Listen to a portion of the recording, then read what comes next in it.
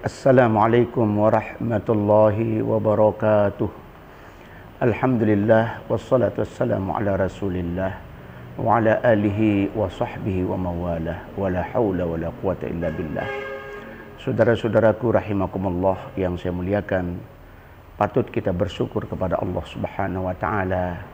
Saat ini kita berada di bulan Syawal, di mana kita sudah menyelesaikan saum Ramadan sekaligus qiyam Ramadan selama 1 bulan penuh. InsyaAllah dengan saum Ramadan dan qiyam Ramadan yang kita laksanakan dengan ikhlas karena Allah, didasari oleh iman, InsyaAllah kita akan mendapatkan ampunan dari Allah dan kita berada dalam kondisi yang InsyaAllah kembali kepada fitrah.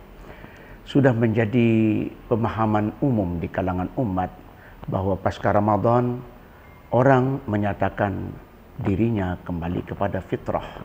Betulkah itu? Ini yang perlu kita perjelas sekalipun dalam penjelasan yang sangat singkat.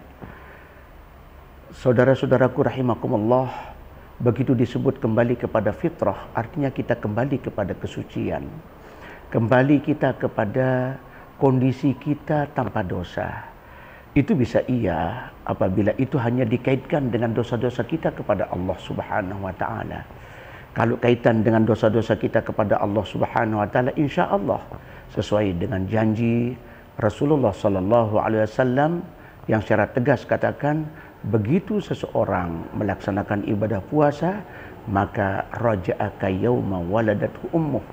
Ia kembali kepada kondisi persis seperti ia baru dilahirkan oleh ibunya. Karena apa? Seperti apa yang sering kita dengar dalam ceramah-ceramah selama Ramadan, yakni man shoma ramadhana imanan wa ihtisaban ghufira lahu ma taqaddama min dhanbihi wa man qama ramadhana imanan wa ihtisaban ghufira lahu ma taqaddama min dhanbihi. Yang kesimpulan kedua hadis itu adalah seseorang yang melaksanakan saum Ramadan dan qiyam Ramadan didasari oleh rasa iman kepada Allah dan keinginan mendapatkan pahala besar, mendapatkan ridha dan ampunan Allah, maka dia akan diampuni dosa-dosanya oleh Allah Subhanahu wa taala. Oleh sebab itu, pengertian pertama daripada fitrah itu adalah kembalinya kita kepada kondisi bersih dari dosa, tetapi dalam hubungan dengan Allah Subhanahu wa taala. Adapun dalam hubungan dengan sesama, masih perlu kita saling memaafkan. Disinilah maka salah satu yang saya himbau kepada kita semua, mari kita saling memaafkan. Allah firmankan dalam Al-Quranul Karim, wa anta'fu huwa aqrabu littaqwa. Jika kalian saling memaafkan, maka itu adalah lebih dekat kepada takwa. Disitulah saudara-saudaraku rahimakumullah, mari kita saling memaafkan, memiliki jiwa santun, memiliki jiwa kasih sayang antar sesama. Sehingga kalau seseorang di antara kita bisa terbuka, mengemukakan apa salahnya kepada kita, mari kita segera maafkan. Atau mungkin terlalu berat untuk dia kemukakan secara terbuka, maka mari dengan sebuah keyakinan yang kuat bahwa kesalahan yang sulit dia buka, kesalahan yang sulit dia kemukakan secara terbuka, itu pun mari kita coba saling maafkan sambil kita mencoba melatih diri untuk saling terbuka. Sehingga kalau sudah kita sesama saling maafkan, maka itulah sebenarnya arti kembali kepada fitrah seutuhnya, di mana kita mendapatkan ampunan dari Allah Subhanahu wa taala, ya, sebagai buah dari puasa Ramadan kita dan qiyam Ramadan kita, dan juga kita saling memaafkan antar sesama, sehingga kita sekali lagi kembali kepada fitrah secara utuh. Fitrah dalam pengertian berikut yang perlu kami sampaikan adalah kondisi di mana seseorang tanpa dosa, yaitu kondisi di mana dia baru lahir. Di dalam sebuah riwayat, dan hadis ini cukup populer di tengah-tengah kita, Rasulullah katakan, kullu mauludin yuladu alal fitrah fa'abawahu yuhawidanihi au yunassiranihi au yumajjisanihi. Setiap seseorang dilahirkan, ia dalam keadaan suci, ia dalam keadaan bersih tanpa dosa, ya.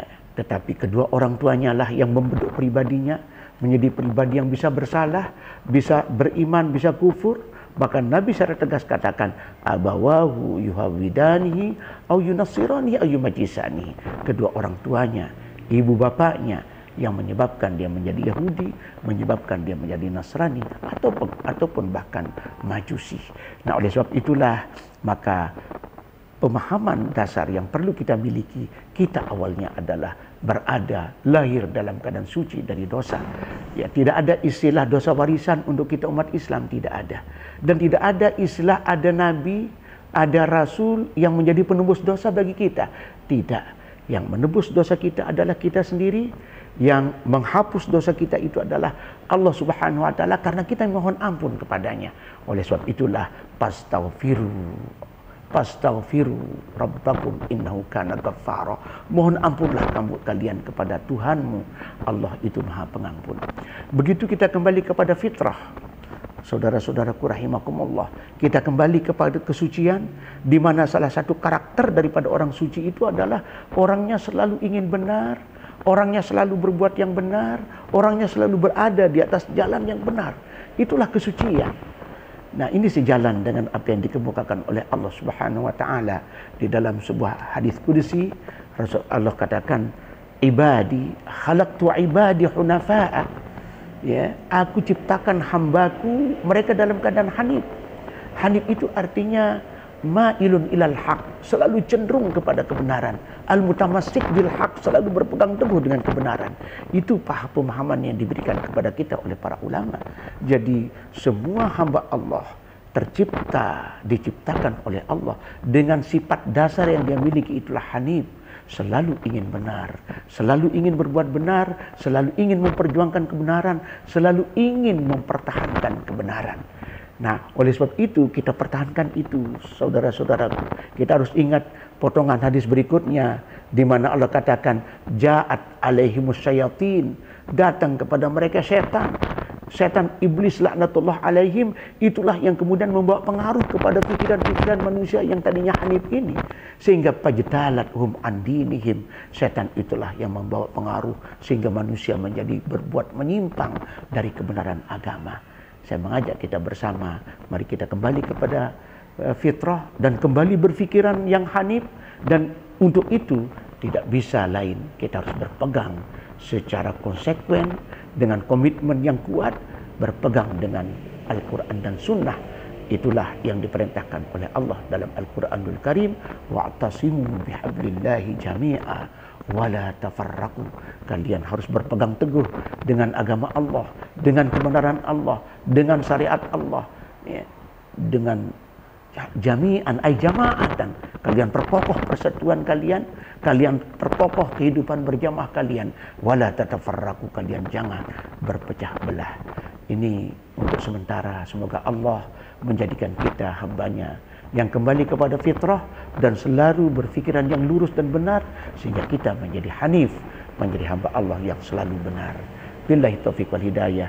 Assalamualaikum warahmatullahi wabarakatuh. Klik like, share, dan jangan lupa subscribe.